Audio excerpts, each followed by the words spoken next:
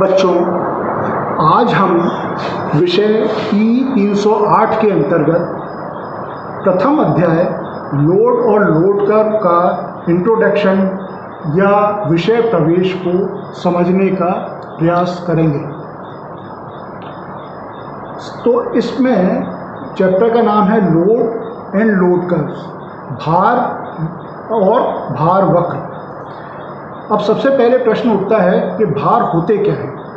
वे सभी इक्विपमेंट या वे सभी डिवाइसेस जो पावर को ट्रैप करती, पावर को लेती हैं, पावर को कंज्यूम करती हैं, वे सभी भार कहलाती हैं। जैसे बल्ब है, ट्यूबलाइट है, पंखा है, मोटर है, हीटर है, ये सभी भार के प्रकार हैं।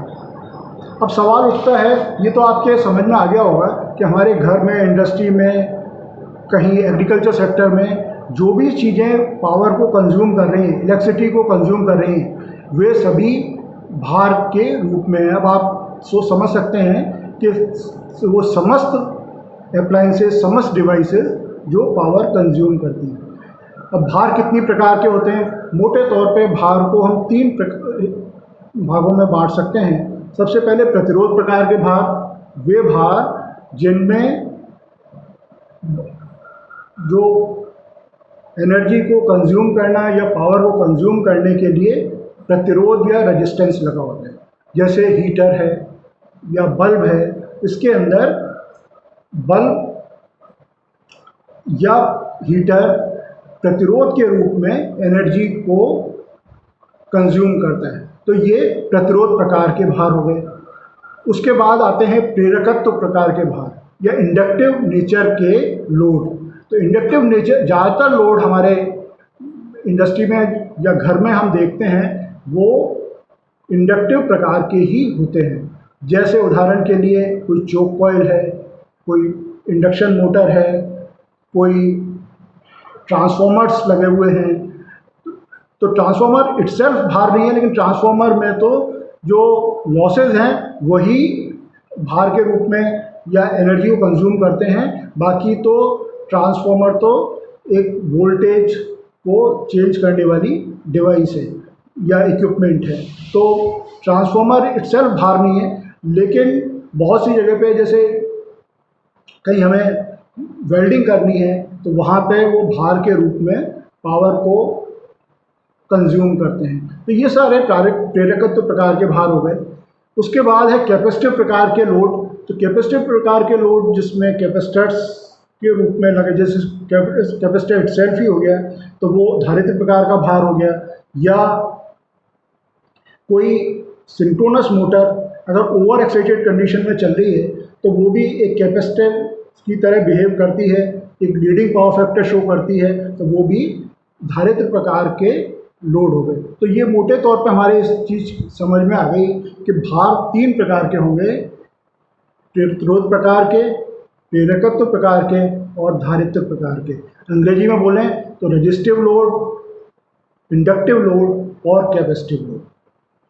अब हम ये जानने की कोशिश करते हैं कि भार को हम अलग अलग जगह पे जो भार यूज़ हो रहे हैं उनको हम कितने भागों में बांट सकते हैं। ये इम्पॉर्टेंट है, कई बार एग्ज़ाम में इसी तरीके से ये पूछ लिया जाता है। तो भार के प्रकार या टाइप्स ऑफ लोड, इसको हम अगर क्लासिफाई करना चाहें तो सबसे पहला आता है डोमेस्टिक लोड।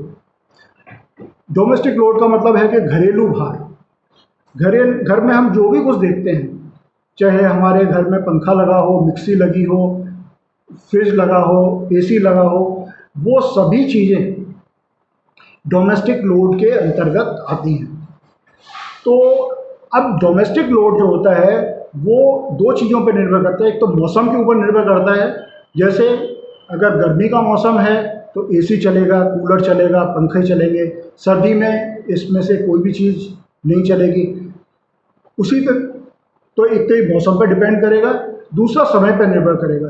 जैसे अगर शाम से लेके और 10-11 बजे तक का समय होता है, जिस समय रोशनी के लिए हमें विभिन्न जो रोशनी देने वाले लैंप्स हैं उनको जलाना पड़ता है, दिन के अंदर सामान्यतया लैंप जलाने की ज़रूरत नहीं पड़ती है।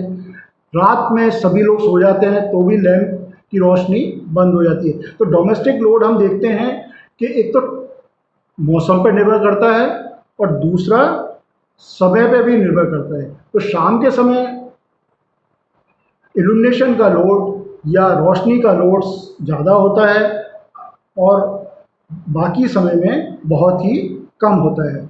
उसी प्रकार से जो कूलिंग डिवाइसेस है, पंखा हुआ, कूलर, एसी, सभी गर्मी के मौसम में चलेंगे, लेकिन सर्दी के मौसम में ये सब चीज़ें बंद रहती हैं। तो ये तो हो गया डोमेस्टिक लोड। अब हम बात करते हैं इंडस्ट्रियल लोड की। इंडस्ट्रियल लोड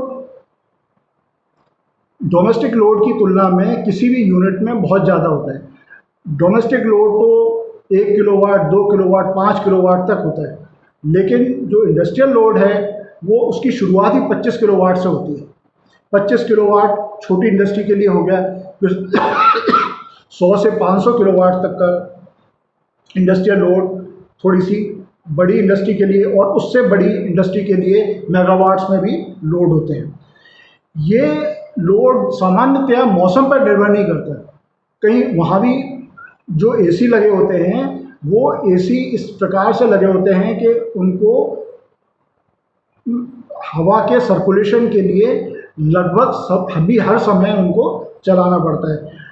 जो ज़्यादातर लोड मौसम आधारित नहीं होता, ज़्यादातर लोड उनका स्थिर होता है। लेकिन ये फ़र्क हो सकता है कि कोई इंडस्ट्री एक ही शिफ्ट में चल रही है, कोई इंडस्ट्री तीनों शिफ्ट में चल रही है। जो तीनों शिफ्ट में इंडस्ट्री चलती है उसका सुबह दोपहर शाम 24 घंटे लगभग लोड बराबर सा रहेगा।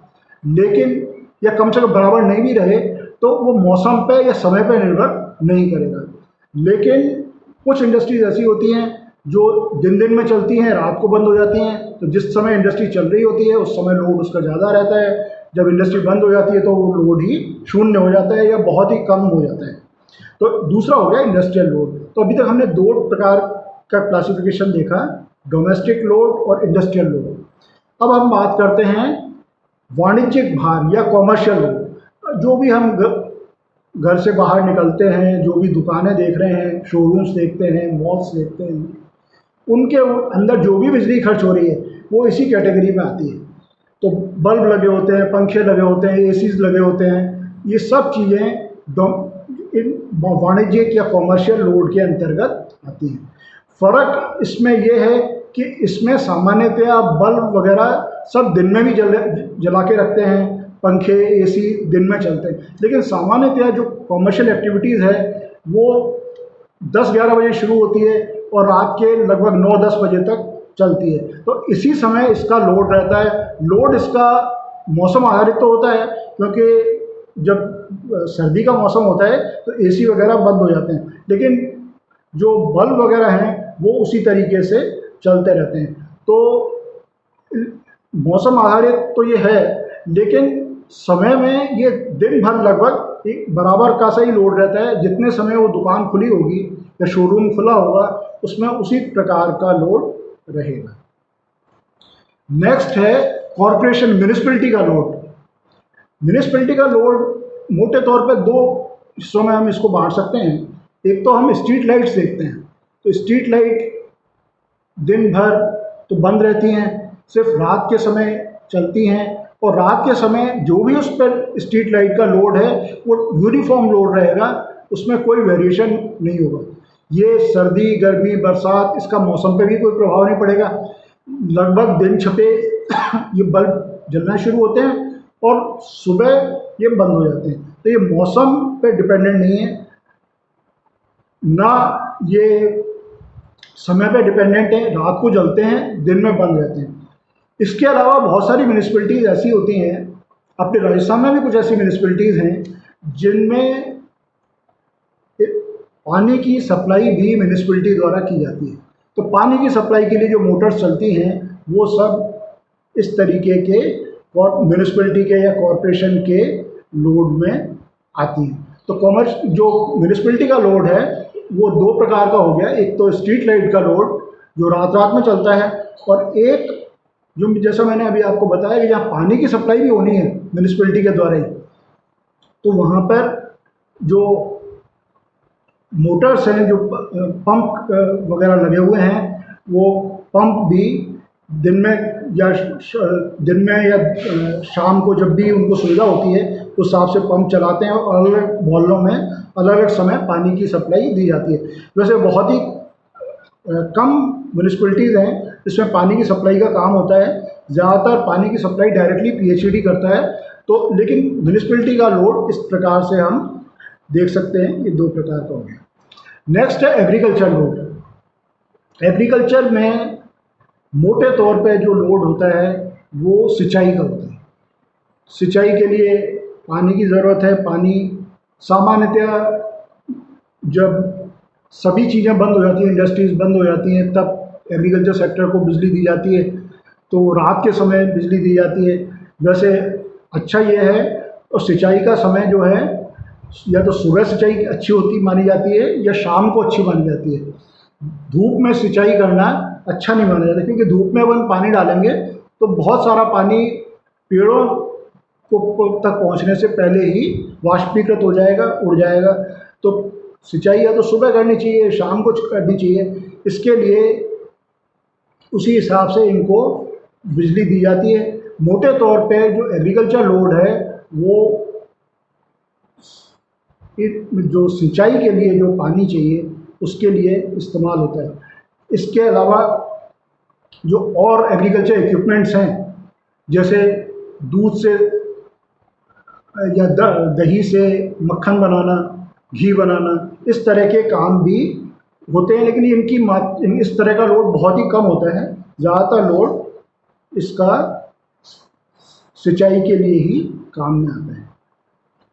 अब नेक्स्ट क्लासिफिकेशन है इसका ट्रैक्शन भार, यानी जब हम कोई ट्रेन चला रहे हैं। ट्रैक्शन का वैसे अगर अपन पूरा मतलब देखें, ट्रेन इन एक्शन, तो ट्रैक्शन का भार जो है ट्राम हुई, मेट्रो हुई, रेलवे हुई, ट्रॉली बस, ये सभी रेल के ही प्रकार हैं। इस प्रकार की चीज़ों को चलाने के लिए जो बिजली की ज़रूरत होती है वो सारा का सारा भार ट्रैक्शन भार के रूप में होता है।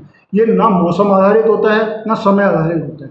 लेकिन ये ज़रूर है कि कुछ मेट्रो ट्रेन ऑफिस आवर्स जो होते हैं, सुबह 8 बजे से लेकर 10 बजे तक, शाम को 5 बजे से लेकर 7 बजे तक, इसमें इनकी फ्रीक्वेंसी ज़्यादा रहती है तो इस समय इनका लोड ज़्यादा रहता है। दिन के समय इनकी फ्रीक्वेंसी कम रहती है तो इनका लोड कम रहता है।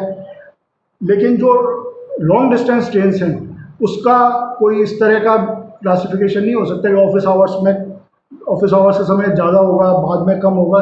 ये तो अपनी फ्रीक्वेंसी जो भी इनकी फिक्स होती है उसी हिसाब से ये चलती रहती है। तो आज हमने विभिन्न प्रकार के लोडों का क्लासिफिकेशन देखा और भार कितनी प्रकार के होते हैं ये देखा, भार होते क्या हैं।